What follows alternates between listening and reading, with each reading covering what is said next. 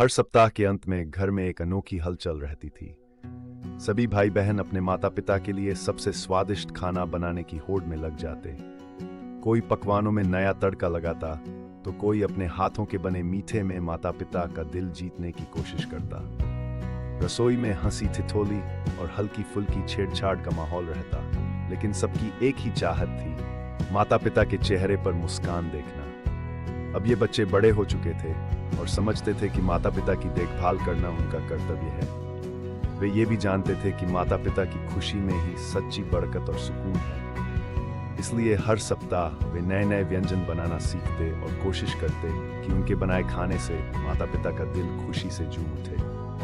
कभी कभी तो माता पिता खुद तय नहीं कर पाते कि किसका खाना बेहतर है और बच्चों की इस आपसी प्रतिस्पर्धा पर मुस्कुरा उठते। इस खेल में कभी कोई रूठता नहीं था, बल्कि एक दूसरे की मदद भी करते रहते। कोई मसाले पीसता तो कोई सब्जियां काटता और कोई मिठाई में हाथ बंटाता। सभी मिलकर अपने घर को एक खुशहाल और प्यार भरा माहौल देने की कोशिश करते। बच्चों को सबसे बड़ा इनाम वही मिलता, माता पिता की दुआएं और उनकी संतुष्टि। उनकी कोशिशों में एक सुंदर संदेश छुपा था, माता पिता की सेवा में ही सच्ची खुशी और सफलता है। वे जानते थे कि जब माता पिता खुश होते हैं तो ऊपर वाला भी खुश होता है। इस तरह हर सप्ताह उनका घर खुशियों और प्यार से भर जाता और सबको अपने परिवार पर गर्व होता।